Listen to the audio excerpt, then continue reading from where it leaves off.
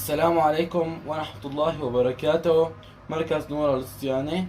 اليوم عنا غسالة أرشليك 8 كيلو 1000 دورة بلس بلس بلس موديل 8103 رح نتعلم كيف نعمل لها تيست مود أو كشف أعطال. أول شي نقوم بتحريك نقوم بالضغط على زر الباشلة ونقوم بتحريك قرص العيار إلى برنامج بموكله أو على اليمين.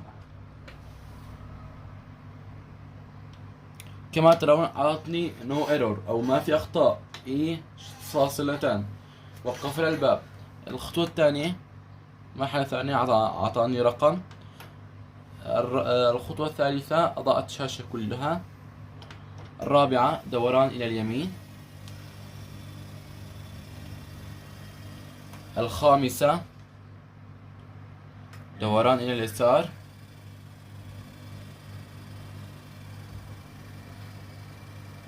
الخطوة السادسة دوران سريع.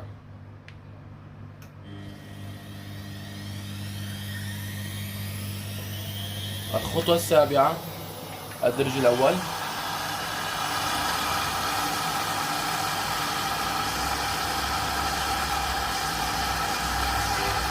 الخطوة الثامنة الدرج الثاني.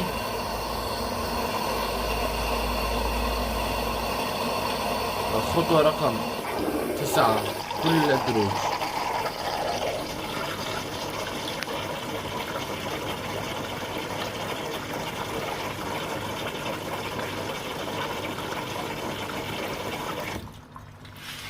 الخطوة رقم التالية هي اشتغال عمل السخان. نقوم بضغط مرة أخرى. تصريف ماء مع أخذ ماء.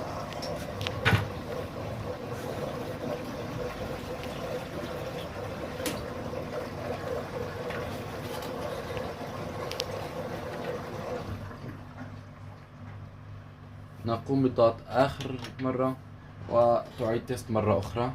هكذا نتأكد أن الغسالة لا يوجد فيها أعطال.